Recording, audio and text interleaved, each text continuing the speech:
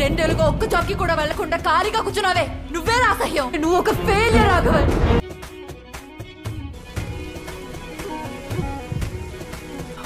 నేను త్వరగా సక్సెస్ఫుల్ అవ్వాలరా. సరే అవుదులే పడుకో. నీకెన్ని సప్లీస్? 48 సార్. 48?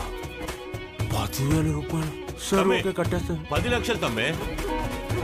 ఒక ఫైన్ అమౌంట్ పే చేస్తే ఆ కాంట్రాక్ట్ క్లోజ్ చేయొచ్చు నాన్న. ఎంత నాన్న పైన కట్టాలి? 10 లక్షలు నాన్న. మిగిలిన ఈ 25 కూడా అమ్మేస్తే తర్వాత నీకు మన సొంతూరికి ఉన్న బంధం తెగిపోదా? కొడుకుని మించి ఏముంది సార్? సర్లే, నా జీవితం ఇప్పుడే సార్ కొంచెం సంతోషంగా ఉంది. దయచేసి నేను కాలేజీలో చేసిందంతా మనసులో పెట్టుకొని నా జీవితాన్ని నాశనం చేయకండి సార్. నువ్వు ఫేక్గా తీసుకున్న డిగ్రీని నిజంగానే తీసుకో.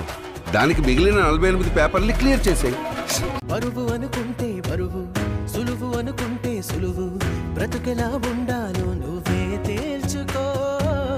అనుకున్నవన్నీ అవవు, ఎప్పుడు ఏదో కరువు, అందుకే కమ్మని కలలో సరి చూసుకో. వేసవికి మామిడి పళ్ళు, వానలకు ఆహరి వేళ, చలికి ముక్కుల మొంగిళ్ళు, కష్టాలకిలా చిరునవ్వే చాలు. మీరు ఏమైనా చేయండి సార్, కానీ ఆడికి మాత్రం ఆ ఉద్యోగం ఎలాగైనా ఇప్పించండి sir. Please sir, please sir. ఆ రోజు తప్పు ఒప్పుకోకపోతే లైఫ్లో సక్సెస్ఫుల్గా ఉండేవాడిని సార్. కానీ ఇంకొకటి జీవితాన్ని నాశనం చేశానన్న గిల్ట్లో మనశ్శాంతి పోయేది. కానీ ఇప్పుడు హ్యాపీగా ఉన్నాను సార్.